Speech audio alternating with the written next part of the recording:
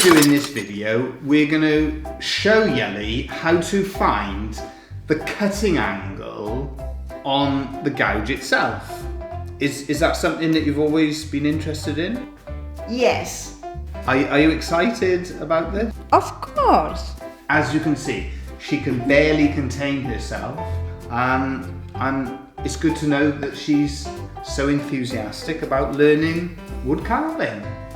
Should we get started?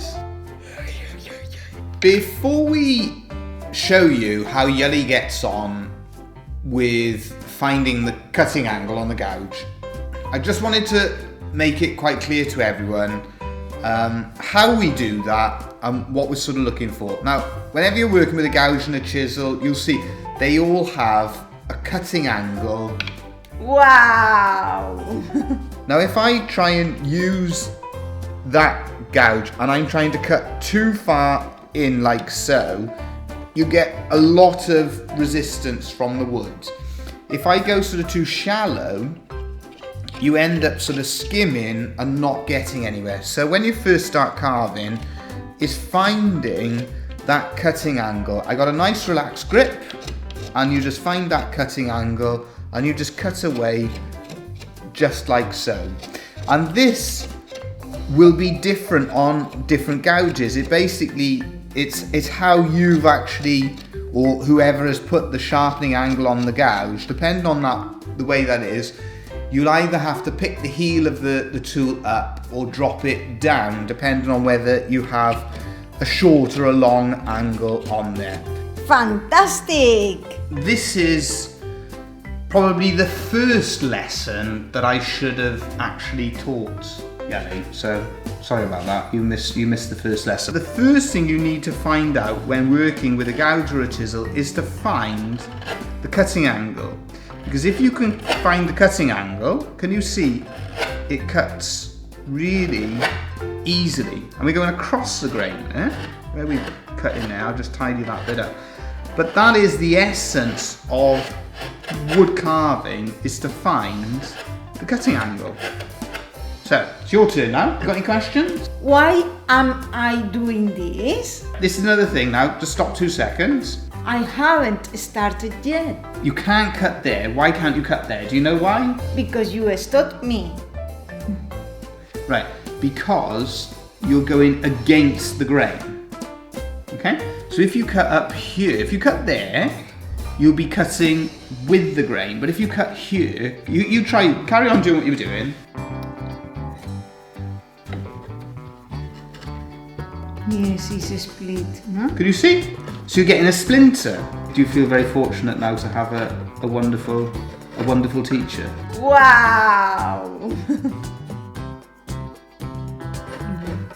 But I can do the opposite, perfect. Yeah, but why shouldn't you do that?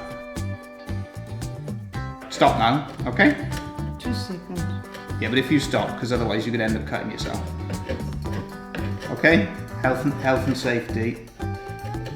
Stop. Stop! So we don't do it that way. The reason we don't do that, as I pointed out, is health and safety. Because if you're cutting towards yourself, eventually you're going to end up putting the gouge into yourself. So what you do is you turn it round. But this is the real sort of fundamental, the starting point of wood carving. So you can carve up there. So what you're going to do, you're going to carve up there because you're carving with the grain, and what you're going to try and do is to find the cutting edge of the tool itself. Stay safe. Can you feel that? Can you feel the difference?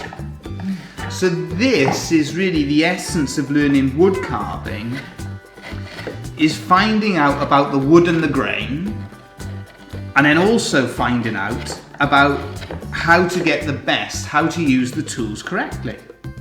And ultimately, it doesn't matter what sharpening angle you put on your gouge, whether you put a long angle, whether you put a short angle on it. If you spend enough time doing wood carving, what you just instinctively do is find the cutting angle on the blades, and away you go. Got any questions? No. Did you realise the mistake you'd made? I can think of a few. Right, so what's happening when you go around there? That's it. What was happening when you go around the other bit? You were getting resistance from the wood. So this is what it's all about, is finding out when you're getting resistance, how much resistance you're getting, and being able to make the right cut in the right way. Fantastic! And that's all we're doing. We're finding that cutting angle and we're just going right the way through, and it gives us a clean finish. There you go. Very nice. You're going to do the same. Show everybody, because you can do that. Show everybody you're going to do the same as me. Do a clean cut and just go right the way through. Follow it through. Keep going. Yeah, that's it. Clean cut, right the way through.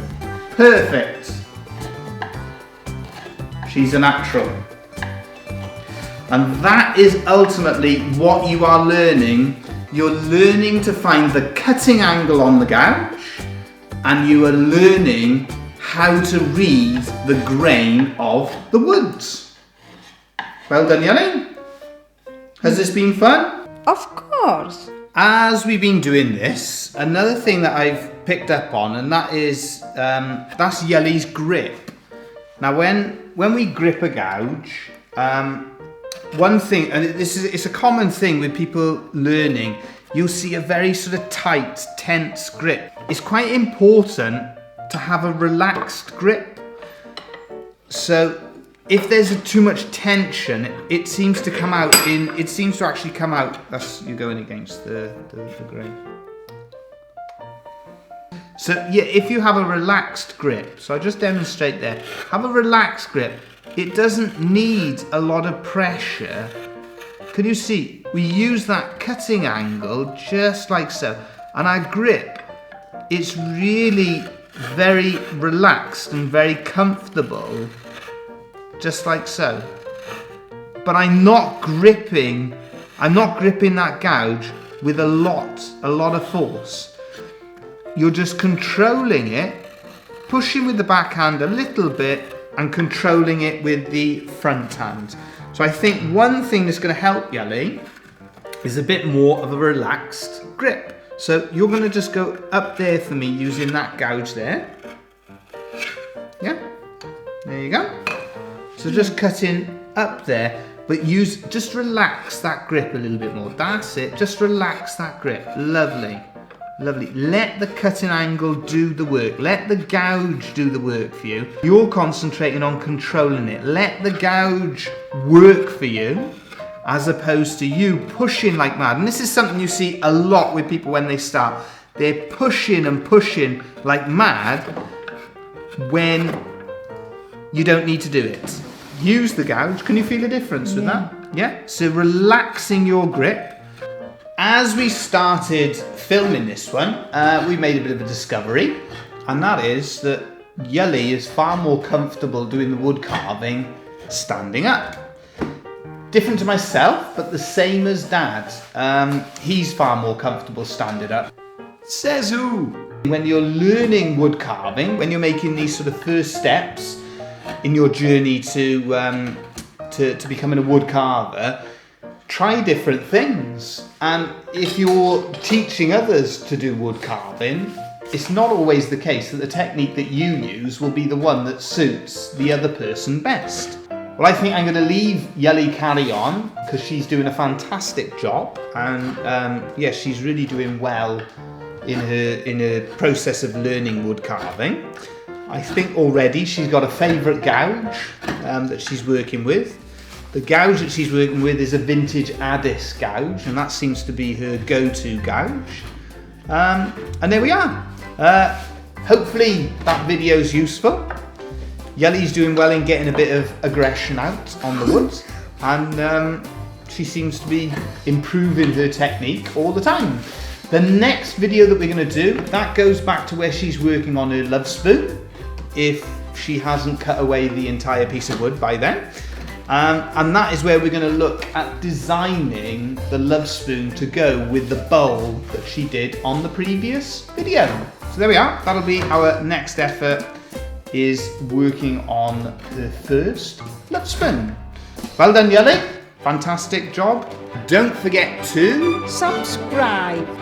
and we'll be back again soon with more videos.